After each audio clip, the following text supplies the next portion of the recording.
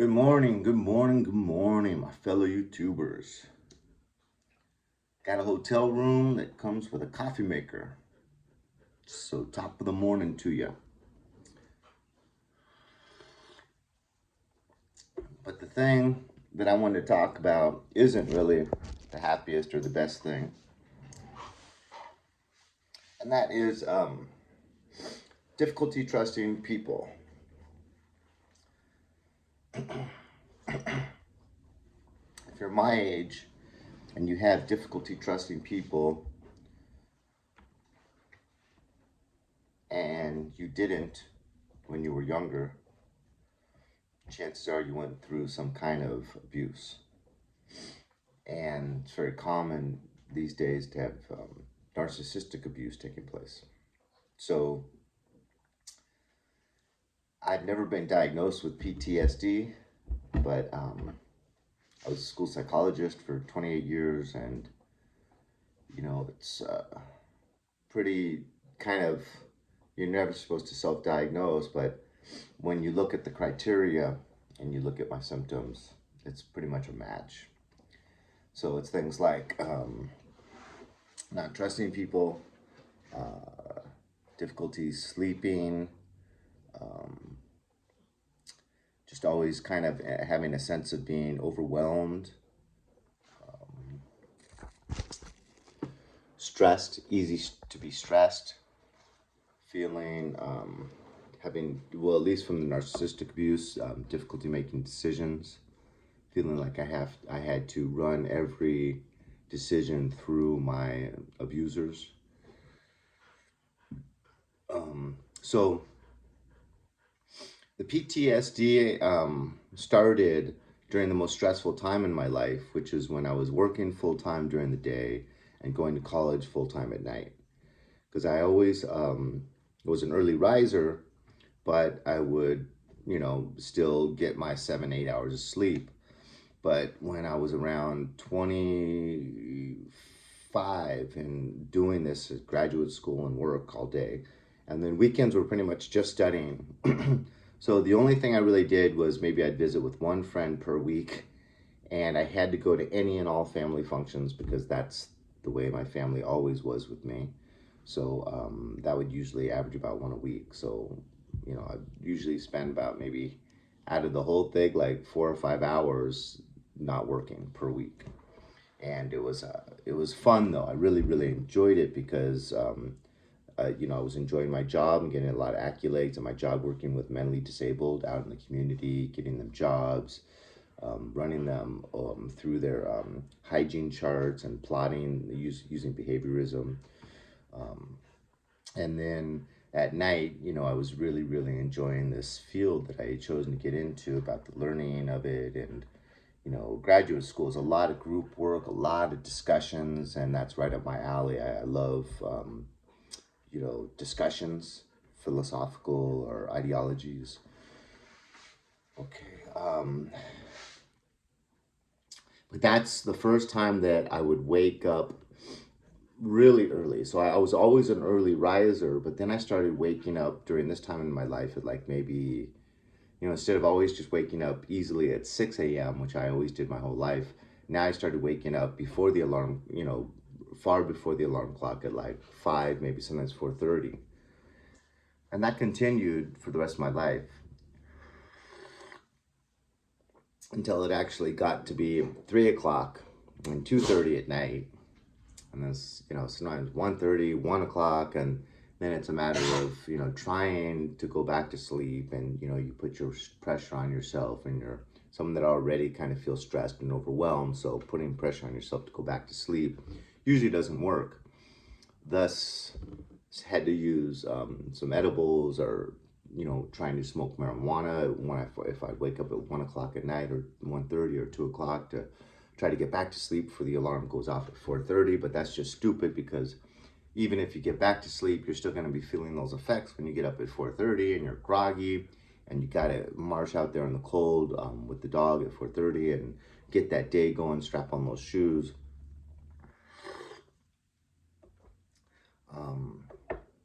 Okay, so the difficulty trusting people. It's a big hard one to get over, because if the ones closest to you and the ones that are supposed to be the most full of love and loyalty towards you don't show you real genuine love, it's conditional love, and it's not love per se. It's a contractual, like, okay, well, you, if you do this for me, I'll do this for you. With narcissists, it's not real love. It's just contractual. It's a contractual relationship. Okay, because I benefit in this way. I get narcissistic supply when you do this and compliment me and don't question my lead, and let me entertain that idea that I'm super smart, I'm super better than everyone else. As long as you don't challenge that and you follow my lead, we can have this contractual relationship. And then the other person, is like, okay, well, at least if you give me the perception that you love me and you're my loyal family member, I will give you what you want, which is to always follow your lead and never question your total authority and your total super intelligence, and you're super better than everyone else. So it's contractual. And empaths is one end of the spectrum, and narcissists is the other end of the spectrum. And if you're raised in a family with a lot of narcissists, you're either going to become a narcissist, most likely, or you're going to become an empath. And if you become an empath, that means you're like the counterpoint to a narcissist, because narcissists seek out empaths. Because what are empaths? Empaths are really genuine, authentic. They live within their reality, their own skin. They are sympathetic towards others. They have genuine sympathy and actually have real feelings. And these are all things that narcissists don't have.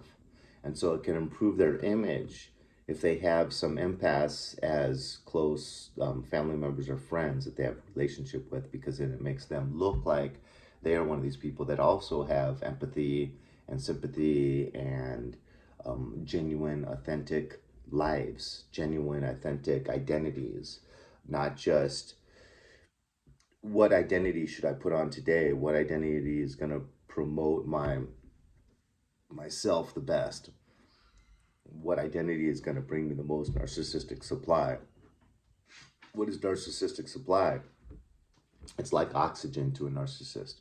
It's just simply feeling valuable, feeling important, or it could be from hurting others. That gives them a feeling of power and control. So it's usually one of those two things. That's the way they get their narcissistic. One of the two ways they get narcissistic supply. So if you're around them long enough, growing up, you're gonna have a hard time trusting people. And so how do I do it? I got a great dog. Talk about loyalty. There's nothing better than loyalty from a dog. I am I keep people at bay. I love people. I love interacting with them.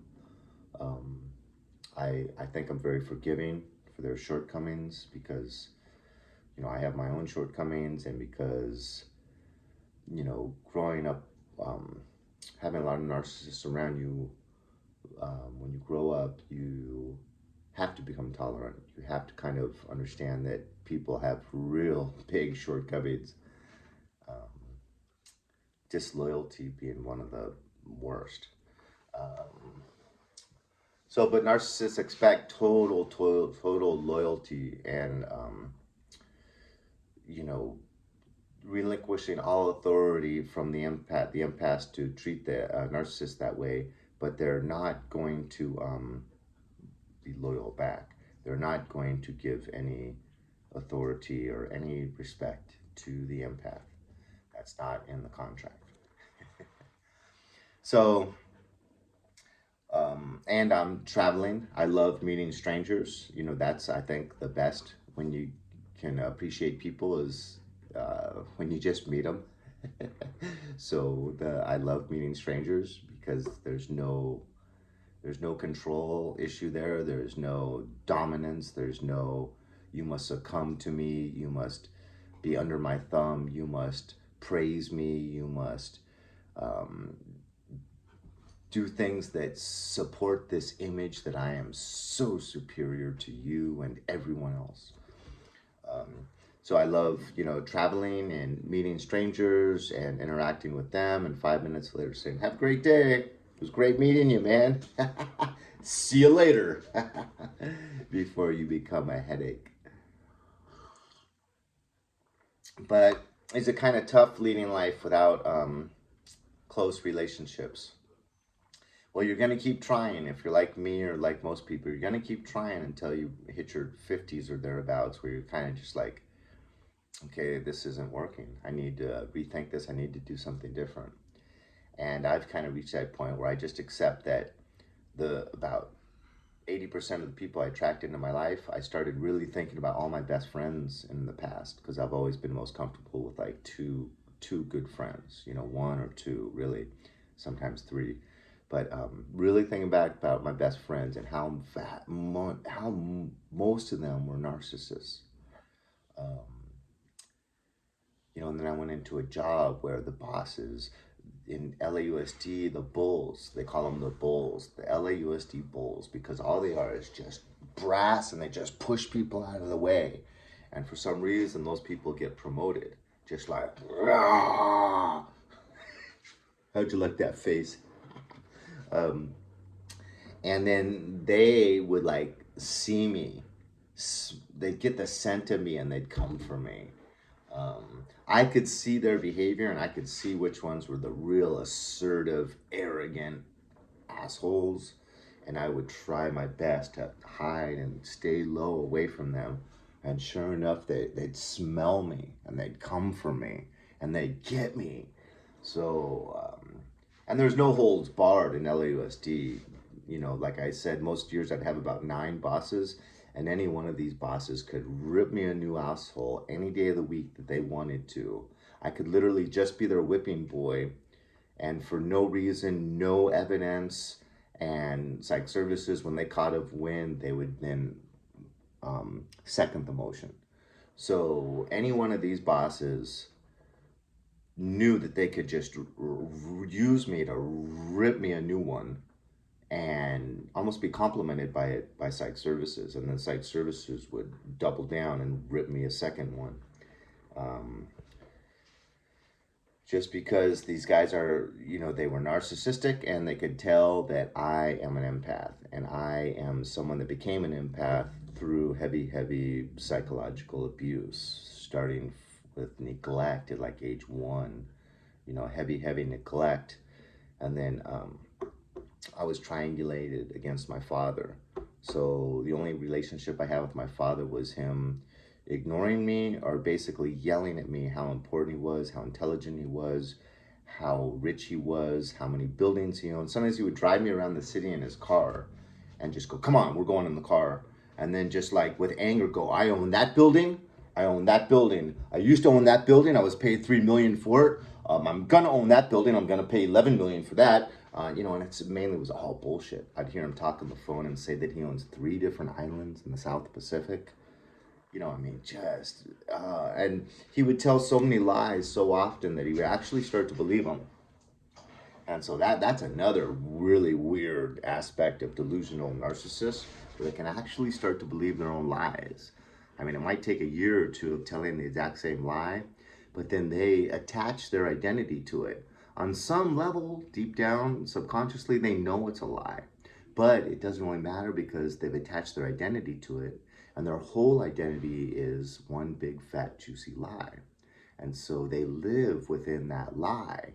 And that's why if you challenge that lie or that false identity in any way, it causes huge narcissistic injury. Because then they have to look at themselves in that one moment with reality about how what their true identity is versus what this false identity is that they've created with a lot of hard work over many years.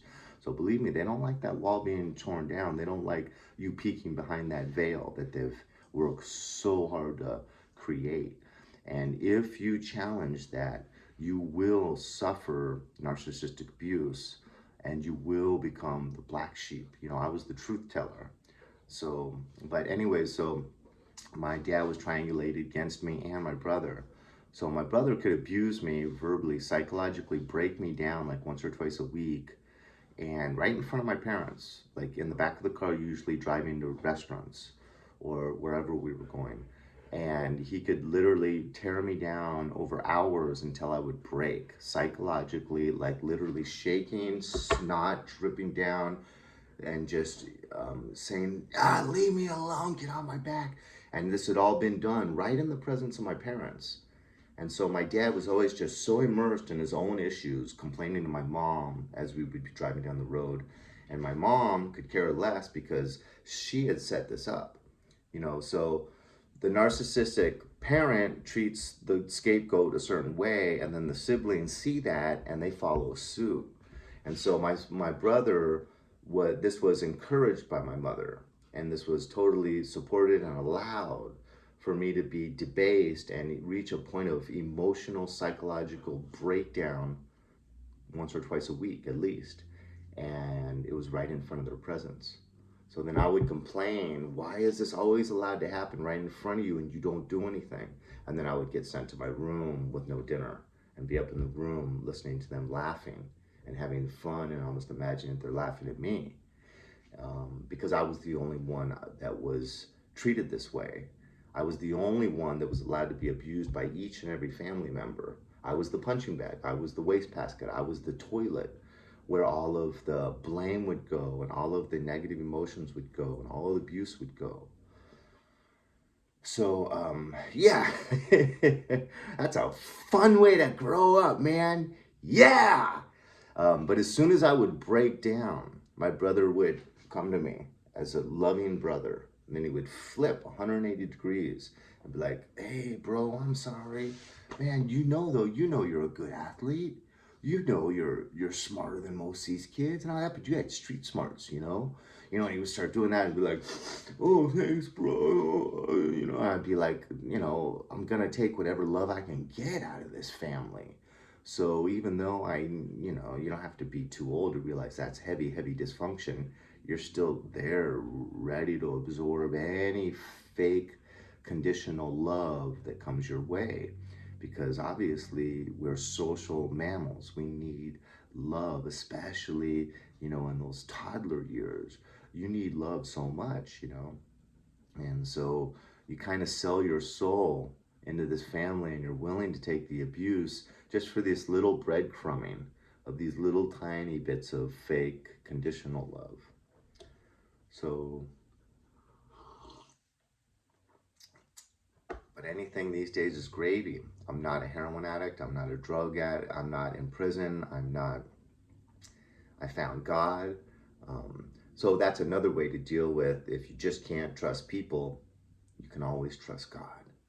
That's funny. The two most trustworthy things in this world are just have the three same letters and are just spelled backwards: God and dog. So you can always trust the loyalty of God. And you can always, if you treat your dog well, you can always trust that loyalty of that dog. So where can you find loyalty?